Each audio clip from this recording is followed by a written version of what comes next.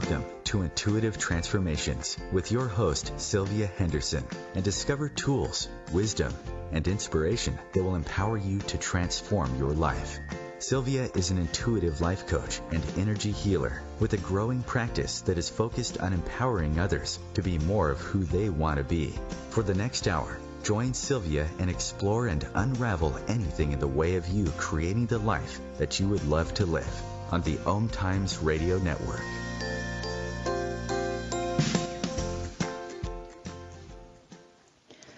Well, hello everyone, and welcome to the Intuitive Transformations radio show, where you will find tools you can use to change and transform your life every Wednesday afternoon at 2 p.m. Eastern, right here on the OMTimes radio network, the voice of consciousness at OMTimes.com.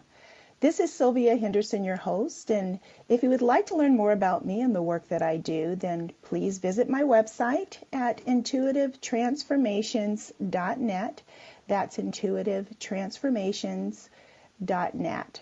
Pretty much the name of the show. Well, today is March 21st, and finally spring has officially arrived, although there are some places in the northern hemisphere of the world that it doesn't look like spring or feel like it either, but indeed the spring equinox has happened. And with that comes lots of beautiful energy for new beginnings and new births and new and fresh opportunities, which is always exciting. And it's also exciting as we watch our days grow longer and also grow warmer as we head towards summer. I have some more news as well, because Mercury has officially gone retrograde. Will officially go retrograde late tomorrow evening around 7 p.m. Eastern until April 15th, tax day, right? So what does that mean? Well, you have a really great excuse now for literally anything that goes wrong during that time. It's safe to say that something probably will go wrong, because this is what Mercury in retrograde is so famous for. You know, I was one of those individuals that didn't believe in Mercury retrograde until I started to really take notice and see that, it does have an impact. Mercury rules communication and also technology. And so you can expect some weirdness in those areas as a result. It's a really good time to back up everything on your computer. Make sure all your technology has a duplicate set of your data, because I will be honest, I have lost lots of data during Mercury retrograde, and even lost an entire computer. So, this is not just something I'm making up. After 10 years of close observation, I have come to the conclusion that Mercury in retrograde is in fact a real thing. So relax and know that if things do go a little haywire, that you can blame it on Mercury retrograde, and you might be surprised as to how many people will understand exactly what you're talking about. Well, today we're going to talk about leadership. In particular, how to develop collaborative leadership in the workplace, in your home, and in your personal relationships. So what are the skills that form a socially intelligent leader? What is a socially intelligent leader? And how has all of this insight been culled from years of observation and experience of watching herding cultures of animals, in particular horses? Today I have joining me on the show Linda Kohanov.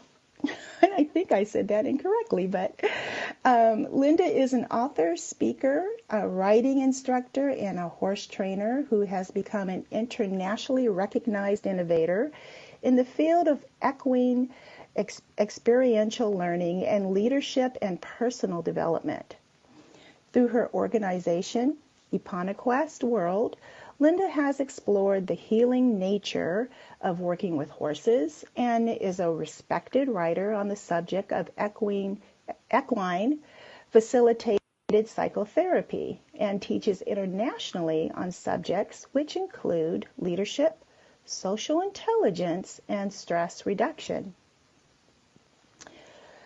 Linda is a best-selling author with her first book, The Tao of Equus, A Woman's Journey of Healing and Transformation Through the Way of the Horse, being selected as one of the top 10 religion and spirituality books by Amazon.com, and has been used alongside with her second book, Riding Between the Worlds, Expanding Our Potential Through the Way of the Horse, as text for university courses across the country, and she has received appreciative reviews in publications as diverse as Horse and Rider, Natural Horse, Ion's Noetic Sciences Review, Shift, Spirituality and Health, Animal Wellness, the Equestrian News and Strides. Boy, communication is really suffering with me right now. She is also the author of Riding Between the Worlds, Expanding Our Potential Through the Way of the Horse, The Power of the Herd, A Non-Predatory Approach to Social Intelligence, Leadership and Innovation, Way of the Horse, Equine Archetypes for Self-Discovery, a book of exploration in 40 cards, and her brand new book, which we're going to talk about today, The 5 Roles of a Master Herder, a Revolutionary Model for Socially Intelligent Leadership. Linda, welcome to the show. It's great to be with you, Sylvia. Thank you, and thank you for bearing with me as my mouth doesn't seem to be working quite as well today. I'm feeling the effects of Mercury in retrograde. Yeah, it's one of those days for me. So, Linda, for those listening who are unfamiliar with your work, would you mind sharing your story about how you became so fascinated with the life patterns of herd animals, in particular horses, and how you became captivated to such a degree that you have become a leading expert in the field of equine experiential learning? Well, interestingly enough, I have a degree in music, and I worked in radio and also was a music critic for many years for a number of international magazines. I also organized a number of music festivals, especially in the Southeast. And I was dealing with a lot of crazy people at times, people with big egos who were very creative, but often led extremely dysfunctional lives. And I got my first horse in the Tucson area in the early 1990s. My goal was really just to get away from people for a while and ride into the desert and relax. Instead, what I found was that my horse didn't automatically consider me her leader just because I walked around on 2 legs. That I learned also through working with my horse and the numerous horses over the years was that there's a nonverbal dimension to leadership that's socially intelligent and capable of gaining the trust of others, particularly the trust of someone as powerful as a horse. What was so striking to me was that I had been in a lot of leadership positions. I had been program director of a radio station. I was running music festivals and all kinds of other situations where people would defer to me or act really respectful of me. But it really had to do with my position. My position was seen as advantageous to cooperate with me. But when I was with my horse, she didn't care that I had interviewed Johnny Cash on the way out to the barn one day. She didn't care how expensive my cowboy boots are or whether I even had cowboy boots on or not. And instead, she had this way of mirroring areas of imbalance that I had and ways in which I was not actually being assertive.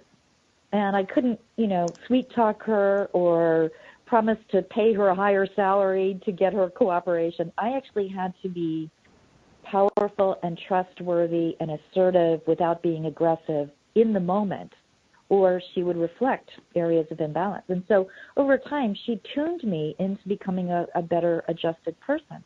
People at work started to notice the difference. People at home noticed the difference too. They were like, wow, you're just so much more effective. How is that possible? What have you been doing? And I said, well, I've been studying from my horse, I guess. I've been learning from my horse. And people would ask me, what is your horse teaching you? How are you learning this? And it was very hard in the beginning to answer that question because a lot of what I was learning was nonverbal forms of intelligence. It took me a number of years to get to the point where I could finally write my first book, The Tao of Equus, A Woman's Journey of Healing and Transformation Through the Way of the Horse. It took me probably 6 years to be able to write that first book because I had to find ways of talking about things that are beyond words. So that's my story, and I'm sticking with it. Well, this is fascinating to me because I have two children with autism, and both of them are not. One is somewhat verbal, the other is nonverbal. And so I've learned through that situation that, yes, nonverbal communication is, to me, 90% of communication almost. And I also find it fascinating when you say that your horse would mirror the imbalances within you. So how would that show up in your horse's behavior? One of the ways it would show up is that I really didn't understand how to be assertive. And so to motivate my horse to do some of the simplest things, I was used to just kind of blandly, asking for cooperation, and people would give it to me because they saw me as being in charge. But my horse actually demanded that I truly be assertive to motivate her in different ways. But I had to be assertive without being aggressive. If I tripped off into aggression, the horse, would go into a flight or fight mode. And so this is a conundrum for a lot of people.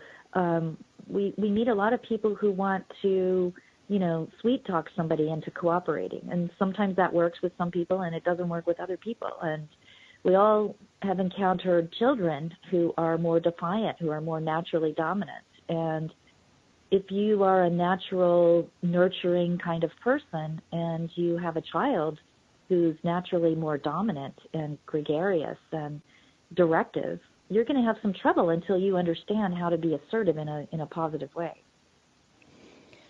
Yeah, I totally agree with you. So in what you're sharing, I'm thinking about one-on-one relationships. So let's move into how that relates in a group setting. What have you found to be the common components necessary for creating harmonious and sustainable collaborative group relationships? Given that in a group, you're probably going to have just this hodgepodge of different kind of personalities or different kinds of ways that people, strategize or become effective in, meeting their goals or getting things done together. That is one of the challenges that led me to develop this model, the 5 roles of a master herder. Because when you're interacting with groups of people or even herds of horses, let's say, there are different kinds of individuals in those groups. There are some very naturally nurturing people and animals, and there are ones that are more naturally dominant, and others might be a little more standoffish and away from the group, and others might be immersed in the center of the group. And all of these personalities together demand that you're smart enough to understand what each person's style of interacting is and not take the dysfunctions that they might be portraying personally. Because what I've seen over time is that a lot of the behavior that we consider dysfunctional or unproductive or challenging is actually instinctual forms of behavior that we see in herds of horses. Mm-hmm. So if you have a naturally dominant horse, and that horse is what I would call an immature dominant, using that dominant role in an immature and unconscious state, there are forms of behavior you see in those horses that are almost exactly like what you see in people who have that profile. And you can be an immature dominant and be in your 70s. So what I mean by immature dominant is somebody who's good at that role, who overemphasizes it because it's natural to them, and they're unconscious about the dysfunctional ways that they're relating to people. So there are also problems with people who overemphasize what I call the nurturer companion role. These people are conflict averse. Their power goes underground. They engage in passive-aggressive forms of manipulation. If you do something that offends them, they won't tell you what it is. They just expect that you should figure it out. And then over time, they're going to give you the silent treatment, and they're probably going to gossip behind your back to discredit you. So in an organization where you have some people overemphasizing the dominant role in an immature form, and then other people overemphasizing the nurturer companion role, also in its kind of immature form, you have different forms of dysfunction that over time become very toxic to the organization. Yeah, I could definitely see that as being a problem, when someone's afraid to speak their truth, because if you're a nurturer, you're going to want to be with other people who are also nurturing. And when you're in an environment where maybe there's somebody who's more overtly dominant, as you've already expressed, it would probably cause them to shrink and pull back. That makes perfect sense. But how do they move beyond that? And I know we don't have time for you to really go into that question completely because we're going to go into a break. But when we return from our break, I would love for you to talk about the other three roles that you discuss in your book, their challenges and their strengths, as well as, what can people do to help balance themselves. So we'll be back in a few moments after the break. Please stay tuned for more of Intuitive Transformations on OMTimes.com.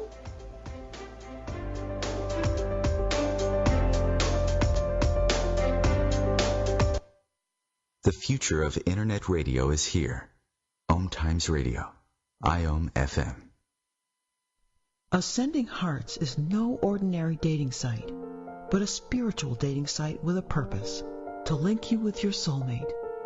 We engineer the serendipity so you can trust that you will attune with someone that has the same matching vibration as you. Ascending Hearts, the conscious dating site for the spiritually aware. Try Ascending Hearts for free. AscendingHearts.com. Hello, I'm Sandy Sedgbeer, host of OMTimes Magazine's flagship radio show, What is Going On?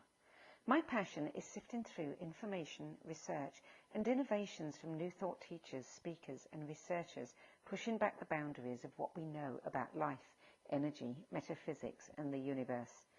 I love shifting perceptions about who we are, why we're here, and how quickly impossible becomes normal when we open our minds, expand our awareness, and accept that the only limits that exist are those we place upon ourselves. So if you're the kind of forward-thinking, eager investigator of what lies beyond the current reality that most perceive, why not make a date to come play with me in the field of possibilities at 4 p.m. Pacific Time, 7 p.m. Eastern Time every Thursday, and together we can discover what's really going on. When I was little, I didn't talk for a long time. I was sensitive to lights and sounds, so I built secret hiding places where they couldn't get in. Sometimes I did the same things over and over, until one day I found out I had autism. My family got me help. Slowly, I learned how to live with it better. Early intervention can make a lifetime of difference. Learn the signs at autismspeaks.org/signs. Brought to you by Autism Speaks and the Ad Council.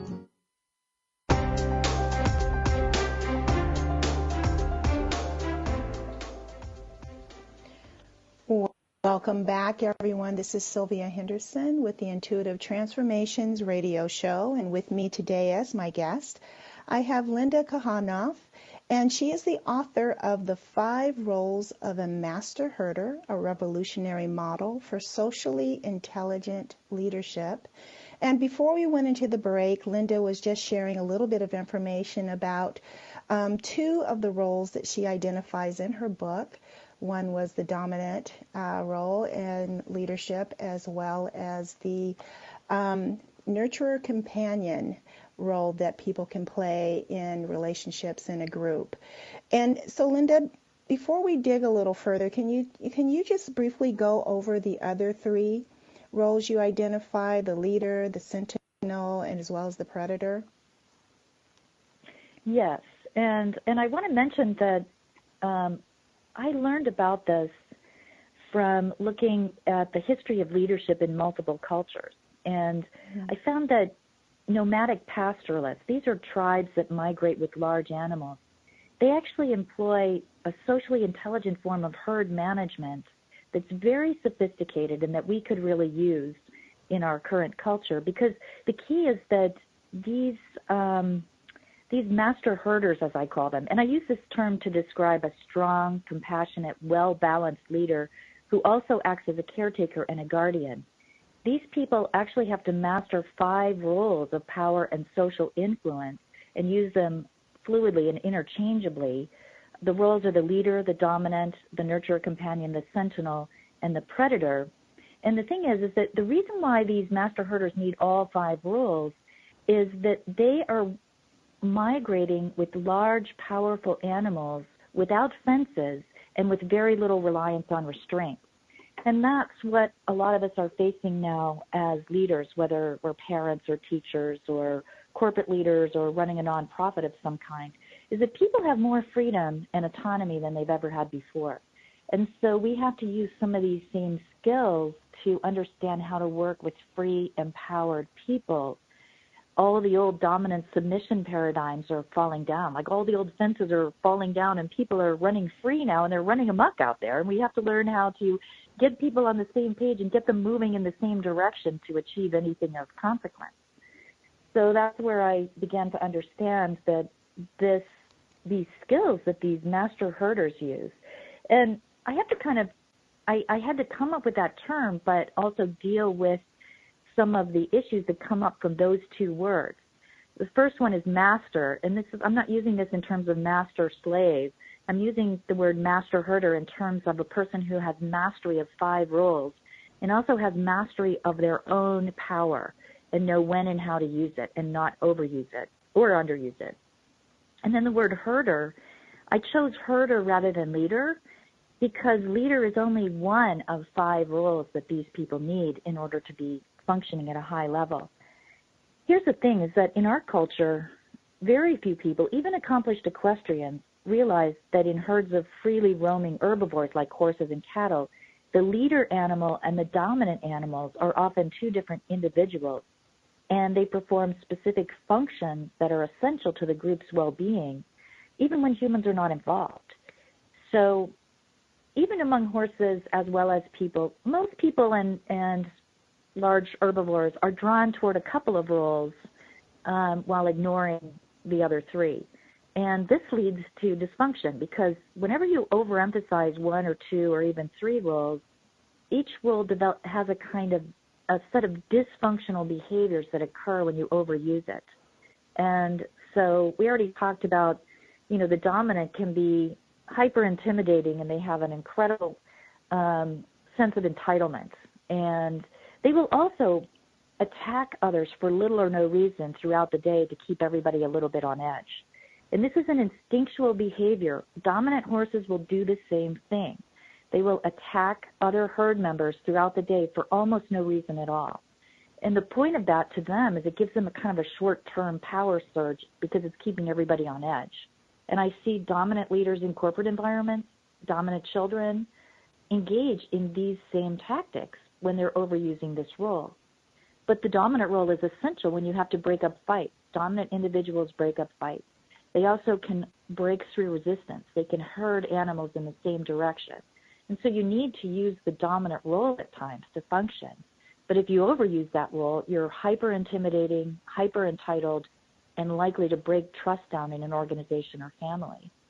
The leader, on the other hand, is somebody who is, the dominant, let me just say that often they're very, they don't like novel situations. They don't like surprises. They really like to keep the status quo in force because that's where they have the most control. But natural leaders, whether they're people or horses, are attracted to novel situations. And when something new happens in the environment, you'll often see the dominant horse take charge and push everybody away from the new thing. And then you'll see a natural leader animal walk out of the herd and begin to walk toward the new thing with an appropriate level of caution, but they have a confidence and curiosity that's contagious. And as they walk toward the new thing and see the benefits of it, the other herd comes along also. In the wild, horses who are natural leaders, develop through life experience knowledge of when a predator is on the prowl and when a predator has recently eaten a big meal. And so when a predator comes through the pasture, everybody will look to the leader to see if the leader's nervous or not. And they might sort of snort a little bit, but the leader can often tell, wow, this predator's not a problem. And they don't automatically run screaming in the other direction. You can see videos all over YouTube of lions lounging next to large groups of wildebeest and zebras. And there's a few of members of that herd that are kind of stepping away from the herd and watching the predators. Those would be animals that are performing the sentinel role. The sentinel animals will step away from the herd and watch herd dynamics in relation to threats and opportunities in the environment. And so the sentinel role among horses especially is often traded throughout the day. In our culture, we make people overemphasize the sentinel role, and that can be a problem as well. And the herd throughout the day spends a large amount of time in nurturing and companionship activities. That's the glue that keeps the herd together.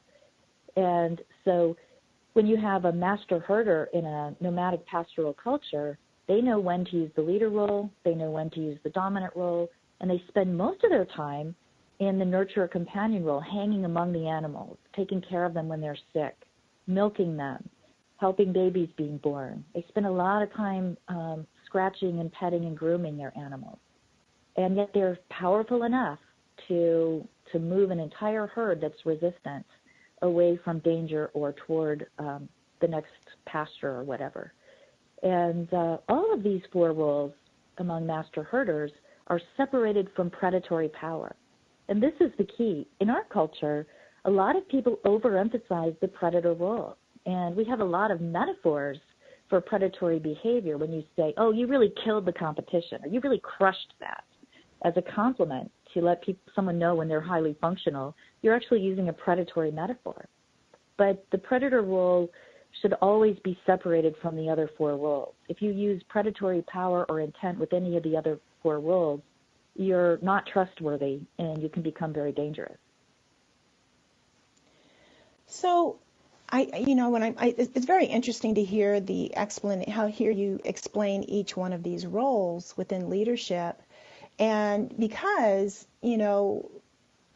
most times when people look at these aspects or these displays of behavior in a workplace, that they start to label people differently than you have. Like a predator might be labeled the bully, or the dominant might be the narcissist, or so absolutely.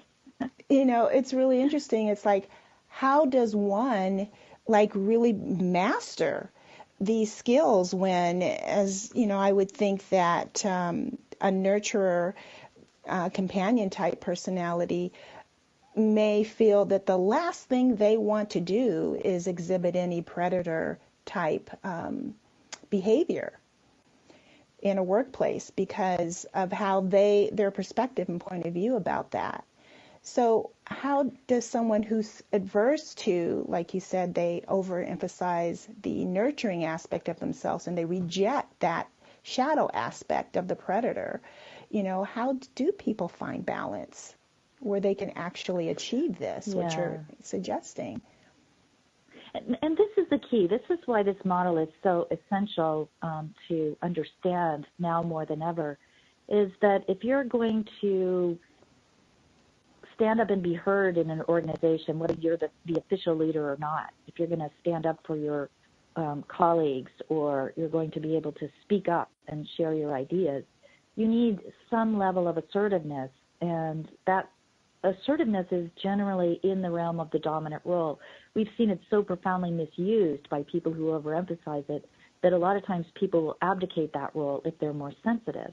The problem is is that, especially in our culture now, we need sensitive, caring, compassionate people to become empowered, to stand up to the bullies in this world who are taking over and pushing people around and not letting others be heard because they're so flamboyant. So you really can't get anything done in this world unless you understand how to appropriately stand up to somebody who's overdoing the dominant or predator role and teach them how to use that role in a mature way. In order to do that, you have to understand what that role is and why it's valuable. Nurturer companions can be very toxic in a work environment by overemphasizing that role, because they won't.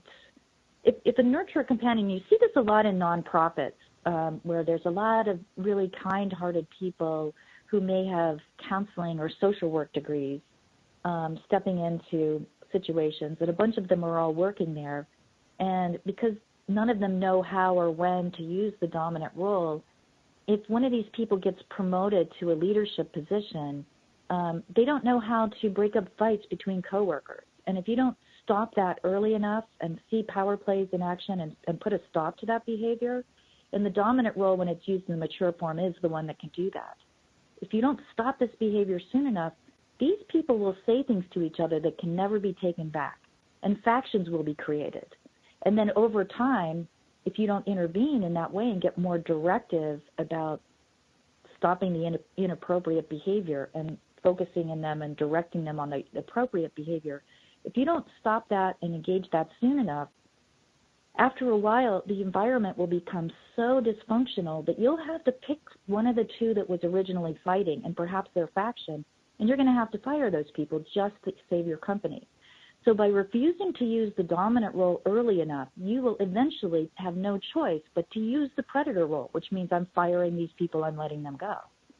So I was the kind of person who was more oriented toward the leader role, which is very inspirational and focused on a vision.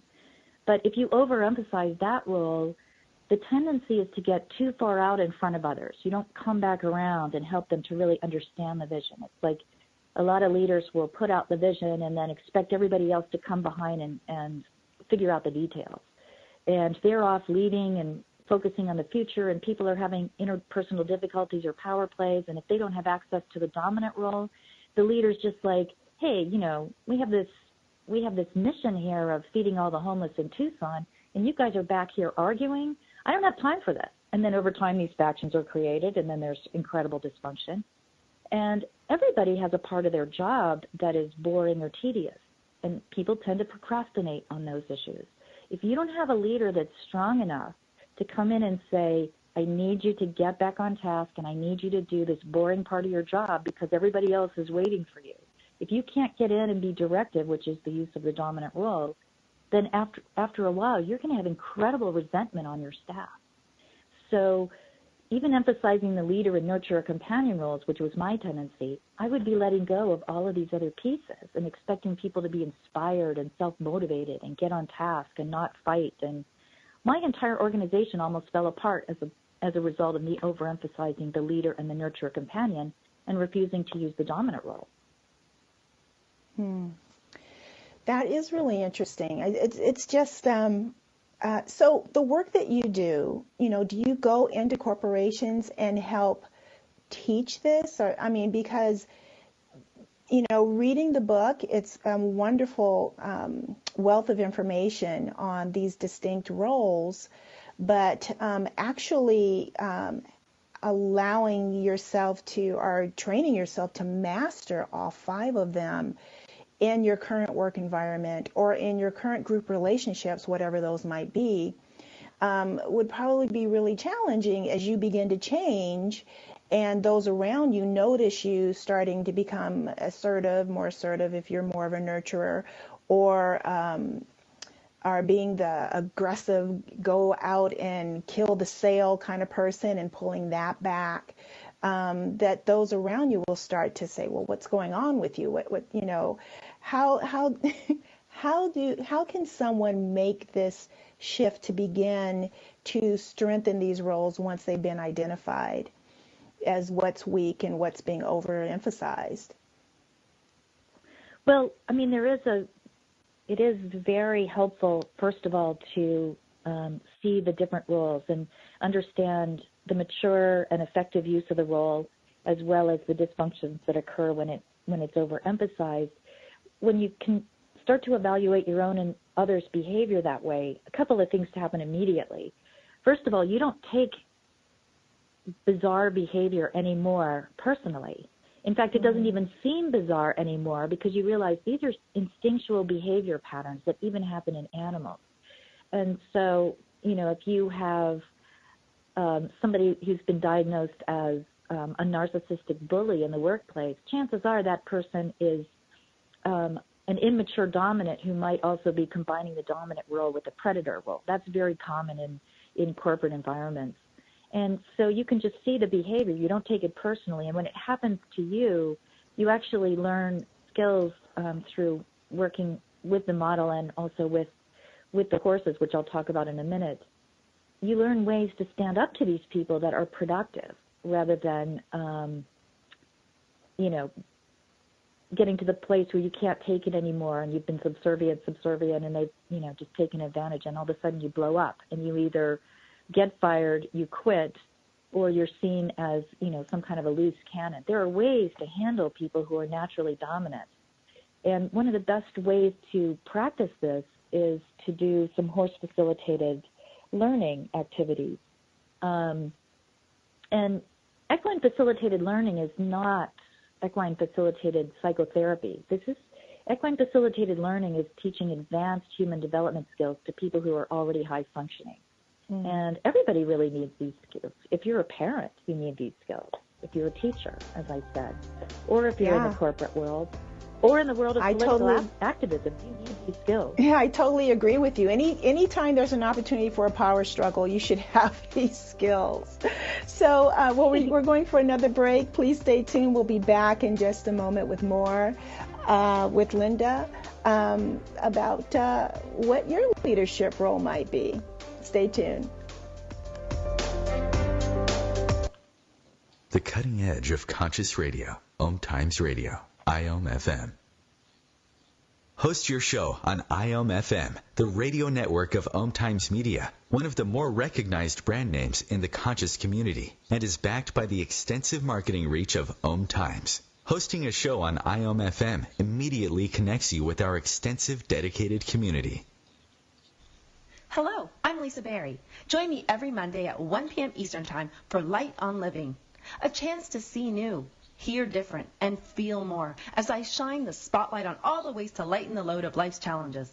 Light on Living is your link to that new way you're looking for, that new understanding that will enhance your life, and that positive connection that will support your growth. So join me and you'll gain insight and start to see things in a new way that motivates you.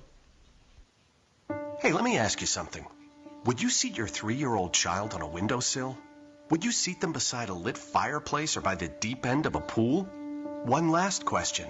Would you seat your child in a car seat that's not correct for them? Car crashes are a leading killer of children ages 1 to 13.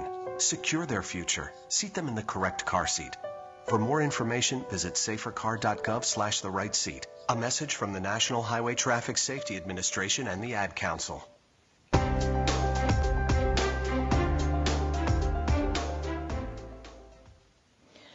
We are back, and we are talking to Linda Kohanov, and she is the author of The 5 Roles of a Master Herder, a revolutionary model for socially intelligent leadership. And Linda, I have to tell you, I really did enjoy what you said about how once you can identify these different roles, these individual 5 roles, you stop taking it personal. It's no longer a personal attack or a personal offense. And I think that that's huge, because once you let go of that, then you can really affect some change in your environment. And you also spoke about how it's important to know and understand these 5 roles, because power struggles are inevitable in every aspect of our lives, whether you're a parent or a teacher or in your friendship circles. as well as in corporate America. And so I'm really excited about that. So I even see power struggles in spiritual communities and churches and Buddhist communities, where everybody thinks we're here for a higher, more compassionate purpose, and yet there are power struggles and crazy behavior that happens, and it seems incomprehensible. But once you understand these 5 rules, you can just see how that's slipping into that context as well. Yeah, absolutely. Absolutely. So before we continue, would you mind sharing with everyone how they can learn more about you, connect with you, find out about your courses and the training that you offer? Absolutely. I have 2 websites. One of the websites is masterherder.com, and the other one is eponaquest.com. That's E-P as in Paul, O, N as in Nick, A, Quest.com. And I have my biographies on there and descriptions of my books, as well as workshops that are coming up where you can actually work with horses in really engaging ways, doing ground activities with horses. You don't ride them for this purpose. And really work with horses as teachers to master these 5 rules and a number of other skills, including horses are marvelous teachers of working with energy at a distance and using breathing techniques as a form of communication. So if anybody wants to get a sense of what that might look like, there's actually an interesting video on YouTube that I did. And you could just look up my name, Kohanov, Kohanov, and then next to it put heart breathing. And if you go to that YouTube video, you'll see me engaging a breathing technique that can cause a horse to look at me and walk over to me at a distance. It's an energetic breathing technique that looks like sheer magic.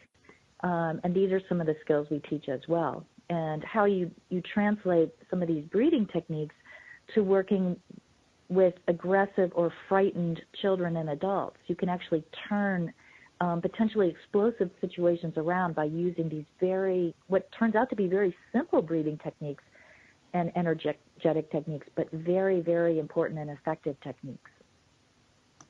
Wow, I'm definitely going to look into that. That sounds like it would be really beneficial, especially when I'm dealing with my children. Absolutely. Because, if you can get your energy to be calm, it's like everything kind of harmonizes with that.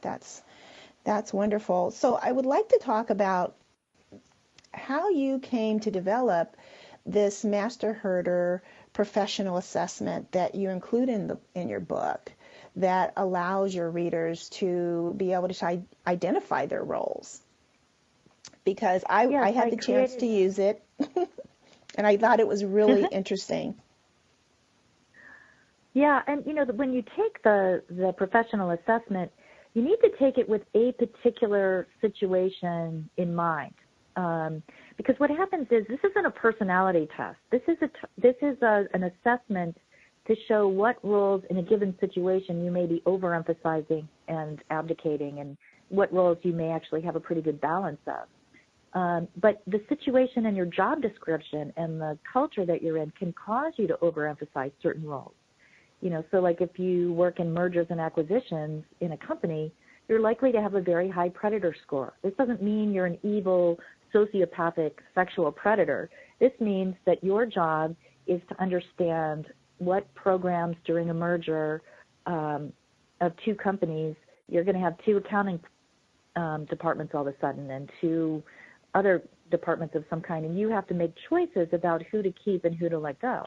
And anytime you're letting somebody go or, firing somebody or cutting a program because the economy has changed, or cutting the family budget because the economy changed, anytime you're doing something like that, you're using the appropriate function of the predator role. The predator keeps life in balance with available resources. And so if, the economy changes in a company and you actually refuse to use the predator role soon enough and compassionately enough, you can take your entire company under, So that's why we do have to use the predator role sometimes. But it has to be a last resort, and it has to be used very thoughtfully and not in anger and not trying to engage in power over others, or it can be severely misused. But, so like in a certain job setting, you might show a high predator because of your job function. But in other situations, you might show, a high nurturing function because your job description maybe is more in the counseling or social service field. That doesn't mean that's who you are. It means that in your current professional setting, forces are causing you to sometimes overemphasize a role. But sometimes we can overemphasize a role habitually, no matter what professional setting we're in. And this is a professional assessment we're talking about. And in that case, you can be highly dysfunctional. So when I see like people who are really good at the nurturer companion role and maybe have had jobs where that's a huge portion of what they need to do, such as a counselor, they might find that if they're promoted in a social service agency, that all of a sudden they need access to the use of the dominant role and the predator role and the sentinel role and the leader role. And if they are habitually functioning in the nurturer companion role, they're not going to be effective in a leadership role. So, so this is why you would take the professional assessment, is to see, in my current situation, which roles am I overemphasizing and which ones am I abdicating? And there's likely to be dysfunction in that setting. We're not looking at balancing all 5 roles in terms of scores all being even. A lot of times we're looking at people who are capable of using the roles but know when and how to use them. So generally your dominant and predator scores should be lower than your other 3, but they should be high enough to show that when necessary you're willing to use those other roles. Yeah. Otherwise, you would become the victim, quote unquote, of your life experience. Yeah. So, we live in a society now where more and more people are working from their homes. And you mentioned also that we have more autonomy now than we've ever had before, especially in the workplace, the way things have changed with technology and everything, and people working more remotely than having to be in an office or doing things more by video or just simply by phone. So what impact do you think this is having on our society, as it does reduce access to nonverbal communication signals? It does. But there's still, when you're interacting with people on Skype or through email or text, I see people,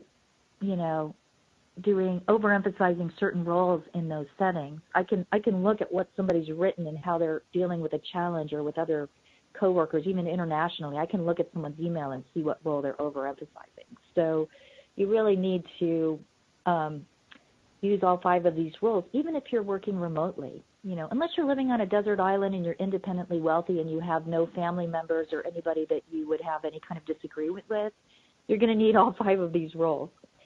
So the interesting thing now, too, is that, we're working, if you're working for an innovative company that can respond to quick changes, not only in the economy, but quick changes in technological issues and opportunities that people need to take advantage of quickly to really shine, more people are hiring independent, they really need independent, gifted, empowered staff members. And these are the ones who can really help your company or your nonprofit or your community organization shine. But if you upset these people as a heavy-handed leader or a neglectful leader, confident, talented employees are likely to do something more infuriating than just quit. They're likely to become your competition. These days, anyone with a great idea can raise money online, right? They can order supplies delivered to the door. And we have lots of examples of multi-million-dollar corporations that were conceived in the corner of a basement or garage. So now more than ever, businesses need really sophisticated leadership skills to attract and keep intelligent, inventive people on board. And if you're going to work with empowered, intelligent, inventive people, it's like wrangling a herd of racehorses. If you feed them well and you condition them well, they're worth millions. But these aggressive, sometimes flighty animals, they don't necessarily get along with each other. And if they don't like the trainer, they might kick out and leap over the gate and head for the hills or something. So these skills of the master herder of working with free, empowered animals are more important than they ever have been before.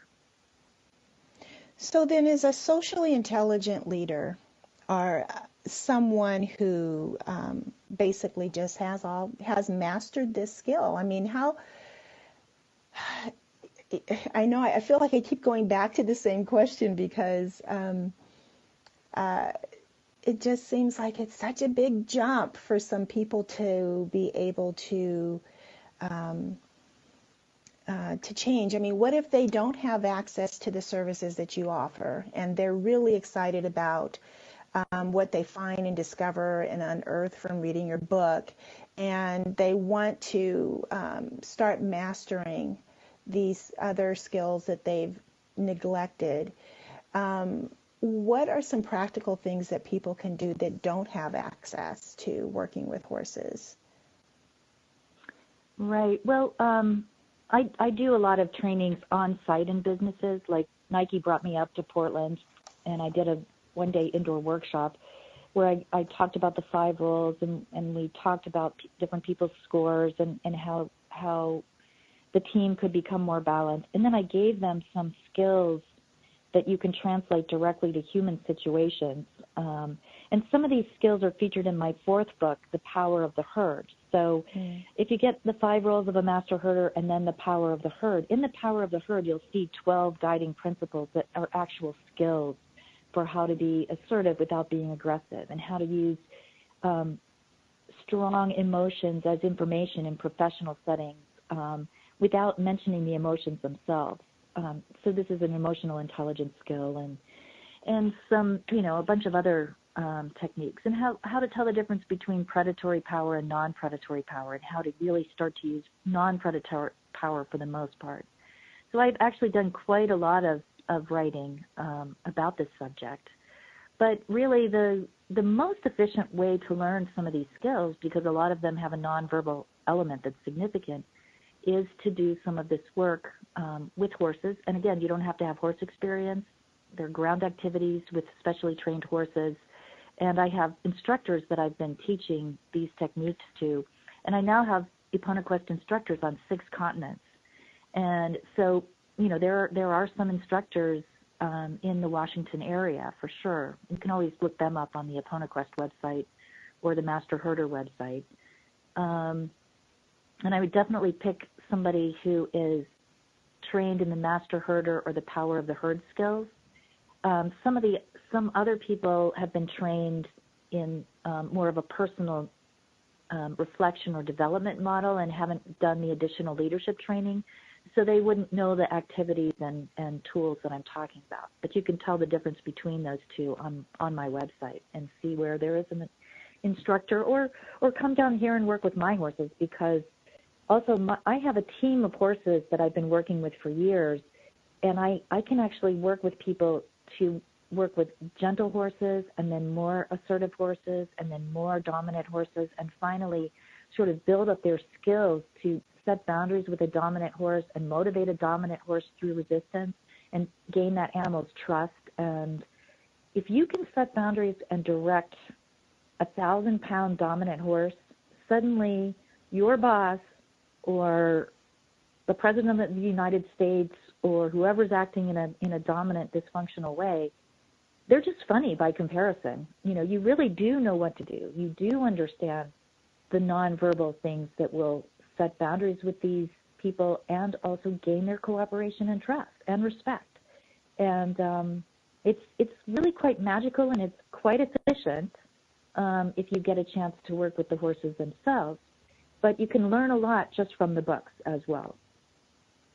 Well, thank you for that. I think that that's a brilliant combination to, once you identify what your roles are, then you can just go to your other book of The Power of the Herd and then learn the 12 guiding skills that can actually help you to transform where you are not quite as strong in terms of those 5 leadership skills, or roles, I should say. Right. And, just don't be discouraged, if you feel like you're out of balance or, it feels like a big deal to learn some of these other roles.